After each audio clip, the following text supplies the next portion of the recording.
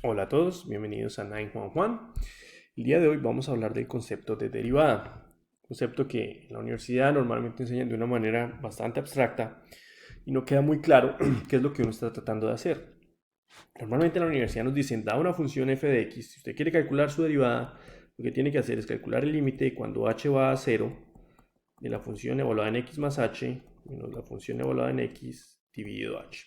Eso es lo que nos dicen. Pero a partir de esta definición no es muy claro qué es lo que está pasando. Nos dicen, represéntelo como f' evaluada en x. Lo que vamos a hacer hoy es vamos a motivar de dónde viene esta definición y qué es lo que en realidad estamos calculando, ¿ok? Y lo vamos a hacer motivados por un ejemplo en la vida real. Para empezar con la motivación, vamos a imaginarnos lo siguiente. Resulta que en el siglo XVI más o menos, Galileo Galilei, él estaba haciendo unos experimentos donde él quería demostrar que dos objetos, independientemente de su masa, aquí está Galileo, independientemente de su masa, lanzaba una manzana y lanzaba una roca, ellos caían a la misma velocidad. Eso es lo que él quería mostrar, porque en la época, en el siglo XVII, se creía que un objeto más pesado caía mucho más rápido que un objeto más liviano. Obviamente esta confusión venía por el hecho de que, por ejemplo, si uno lanza una pluma y una roca, la pluma va a caer mucho más despacio, pero ahí no se tenía en cuenta la resistencia del viento. Entonces, Galileo subía a Torre Pisa y lanzaba objetos de diferentes masas que caían al tiempo, objetos en los cuales la resistencia del viento no fuera importante. Pero vamos a suponer que Galileo solo lanzaba la roca, ¿ok? O solo la manzana. Y vamos a suponer lo siguiente, vamos a suponer que Galileo medía la posición, lograba medir la posición de la roca en ciertos intervalos de tiempo. Entonces, por ejemplo, resulta pues que al cabo de un segundo después de haber soltado la roca había recorrido 1 metro. Esto es un segundo. Al cabo de 2 segundos, la roca ya había recorrido 4 metros. Al cabo de 3 segundos, la roca ya había recorrido 9 metros. Y al cabo de 4 segundos, la roca había recorrido 16 metros. Supongamos que en ese momento la roca tocó el piso. ¿Okay? ¿Eso qué quiere decir? Que Galileo, si nos vamos a un plano cartesiano, lo que él hizo fue simplemente, si tenemos aquí el tiempo y aquí tenemos la posición relativa a donde estaba Galileo, él obtuvo los siguientes valores. Él obtuvo que al cabo de un segundo la roca había avanzado 1 metro. Al cabo de 2 segundos la roca había avanzado 4 metros. Si lo viene a graficar en un plano cartesiano obtiene eso. Al cabo de 3 segundos la roca había avanzado 9 metros. Y al cabo de 4 segundos 16. 4 segundos ya me queda muy grande, se me sale de la pantalla, pero ustedes entienden la idea. Entonces al final del día, si ustedes se ponen a pensar en estos valores, es posible decir que la posición, lo cual lo voy a representar por la letra F, y el tiempo por la letra X, ¿ok? Entonces F va a ser F de la posición, ¿ok?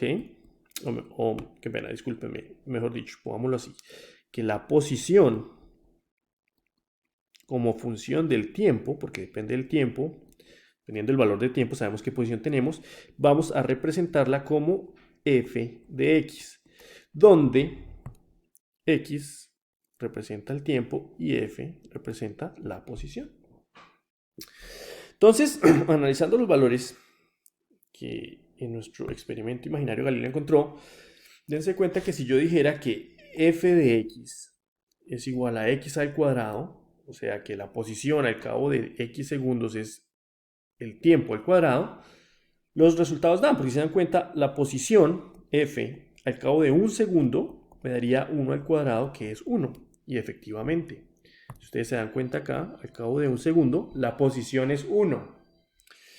Ahora, al cabo de 2 segundos,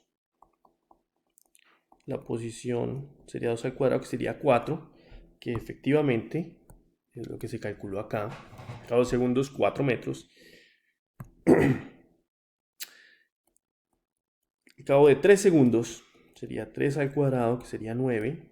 efectivamente, es lo que se calculó acá, al cabo de 3 segundos, 9 metros. Entonces, si se dan cuenta, si definimos que la posición como función del tiempo, o sea, en este caso representada por f de x es igual a x al cuadrado, obtenemos una relación entre tiempo y posición para todos los posibles valores que queramos, o por lo menos que tengan sentido físico. Entonces, teniendo estos datos, una de las preguntas que de hecho en la época de Galileo se hicieron y Galileo se hizo es cómo hacemos para calcular, si conocemos el tiempo, la posición como función del tiempo, cómo hacemos para calcular la velocidad instantánea del objeto al cual estamos midiendo su posición. ¿Cómo hacemos para calcularla? Entonces empecemos a ver. Vamos a motivar cómo responder esa pregunta de la siguiente forma. Vamos a volver aquí, nuestro plano cartesiano. Acuérdense que el tiempo, que x representa nuestro tiempo y f nuestra posición. Y habíamos dicho que, habíamos encontrado que la posición como función del tiempo podía ser representada por x al cuadrado, ¿no? Ok, entonces supongamos que nosotros lo que queremos saber es la velocidad instantánea de la roca al cabo de un segundo. ¿Okay? La velocidad instantánea al cabo de un segundo. Un segundo. Cada un segundo sabemos que la distancia es 1 metro. Entonces alguien podría decir, ok, ¿qué tal si calculamos la velocidad promedio? Unos segundos, una fracción de segundo antes de que se completen el segundo. Por ejemplo, yo puedo calcular la velocidad promedio al cabo de entre 1 y 1,5 segundos. 1,5 segundos. Sabemos que al cabo de 1,5 la distancia va a ser 1,5 al cuadrado, que es 2,25 metros. ¿Okay? Entonces, si yo fuera a calcular la velocidad promedio, les recuerdo que la velocidad promedio de un objeto es la posición final menos la posición inicial dividido el tiempo en la posición final menos el tiempo en la posición inicial. Entonces, si aplicamos esta fórmula para lo que tenemos acá, la velocidad promedio va a ser la velocidad, la posición final va a ser 2,25 metros. 2,25 metros menos la posición inicial, que va a ser 1 metro, dividido el tiempo final, que es 1,5 segundos, menos el tiempo inicial, que es 1 segundo. ¿Okay? O sea, esto nos daría, ustedes hacen la matemática, nos daría 1,25 dividido 0,5, o sea, 2,5 metros por segundo. Si yo lo fuera a representar esto, más bien en una notación mucho más conveniente para lo que queremos hacer, podría escribirlo más bien así. Este 2,25 acá, en realidad es la posición al cabo de 1,5 segundos. Y este 1 metro acá en realidad es la posición al cabo de 1 segundo. O sea que si yo fuera a calcular la velocidad promedio en esta notación, que es idéntico a lo que acabamos de hacer acá, obtendríamos la posición al cabo de 1,5 menos la posición al cabo de un segundo de 1,5 menos 1. Y pues antes nos daría 2,5 metros por segundo. Ahora bien, alguien podría decir, bueno, no, ¿y qué tal si lo hacemos más bien en vez de 1,5, 1,4? Sería mucho más preciso. O sea, calcular la velocidad, más bien en vez de usar 1,5, 1,4 o 1,3 o 1,2. Al final del día, uno podría más bien pensar, bueno, ¿por qué tengo que decir que sea 1,5, 1,4, 1,3? Lo que yo puedo hacer es decir, ¿sabe qué? Si yo quiero calcular la velocidad instantánea al cabo de 1 segundo, yo puedo calcular la velocidad promedio entre 1 segundo y 1 segundo más algo, llamémoslo h. H son h segundos, ¿ok? Entonces, si lo hacemos así, vamos a dibujar aquí de nuevo nuestro plano cartesiano, xf, ¿ok? Y aquí está nuestra distancia como función del tiempo. Entonces, tendríamos 1 segundo, tendríamos f de 1, que ya sabemos que es 1 al cuadrado, y aquí tendríamos 1 más h, que sería f de 1 más h. Entonces, si yo quisiera calcular la velocidad promedio entre estos dos puntos, ¿cómo sería? Recordemos la fórmula. Posición final menos posición inicial sobre tiempo final menos tiempo inicial. Entonces, voy a darle aquí que se alcance a ver. Si se dan cuenta, vamos a coger nuestra posición final menos posición inicial. Entonces, ¿cuál es la posición final? La posición al cabo de 1 más h segundos. ¿Cuál es la posición inicial? La posición al cabo de 1 segundo, ¿cierto? Esto que acabamos de calcular es esta parte de aquí arriba, posición final menos posición inicial. Ahora, dividido tiempo final menos tiempo inicial. Entonces, en este caso, ¿qué tenemos? Tiempo final sería 1 más h menos tiempo inicial, que sería 1. Esta va a ser la velocidad promedio entre un segundo y un segundo más h. ¿Qué tenemos acá? Si se dan cuenta, este 1 y este 1 se cancelan y me queda que la velocidad promedio va a ser f de 1 más h menos f de 1 sobre h. Y esa es la velocidad promedio entre dos puntos. Pero entonces, si ustedes se dan cuenta, entre h sea más pequeño, si yo escojo h cada vez más pequeño, me voy acercando acá, más pequeño, más pequeño, más pequeño, la medida de la velocidad va a ser mucho más pequeña. La precisión a la que yo voy a medir la velocidad instantánea va a ser mucho más pequeña, mucho mejor. Porque cada vez me estoy acercando más al 1, va a ser una velocidad promedio que cada vez se acerca más al 1. Entonces uno puede decir, ¿qué pasa? ¿Qué pasa cuando h se hace súper pequeño? Cuando h va a 0. Bueno, pues ahí está. Si ustedes se dan cuenta, cuando h vaya a 0, lo que yo estoy calculando es ya no la velocidad promedio, sino la velocidad instantánea justo al cabo de un segundo. Entonces, vamos aquí a una nueva página. Solo recapitulemos acá.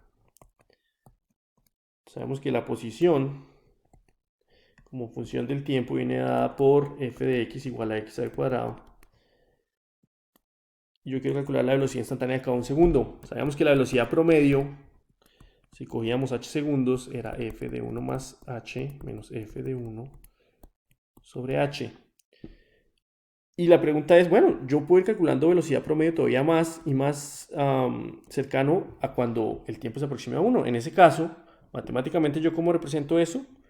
Límite, cuando h va a 0, de f de 1 más h menos f de 1 sobre h.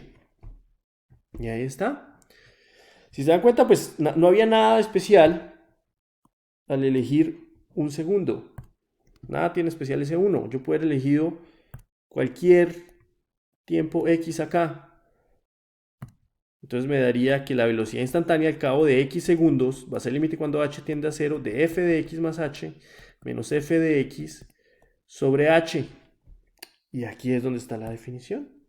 Si se dan cuenta, la derivada la podemos pensar como la velocidad promedio de una partícula a medida que trato de calcular su velocidad instantánea al cabo de x segundos. Eso es lo que es la derivada. Eso es una interpretación física de la derivada.